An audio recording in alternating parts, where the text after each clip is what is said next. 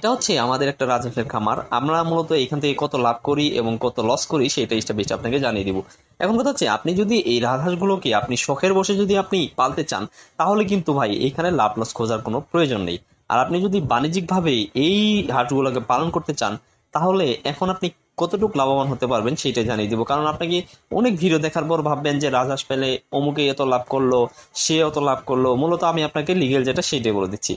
সেটা প্রথম যেটা মনে রাখতে হবে সেটা হচ্ছে, আপনি যদি রাজহাঁস পালন করেন তাহলে আপনার বাড়ির আশেপাশে খালি একটা জায়গা থাকতে হবে এবং সে জায়গায় পর্যাপ্ত পরিমাণ ঘাস থাকতে হবে এবং কি রাজহাঁসে খাওয়ার মতো যে পণ্যগুলো পাওয়া যায় সেগুলো থাকতে হবে, যাতে আপনার খাবারের বাইরেও রাজহাঁস সেখান থেকে নিজেই কিছু কিছু খাবার কালেক্ট করে নিয়ে তারা খেতে পারে।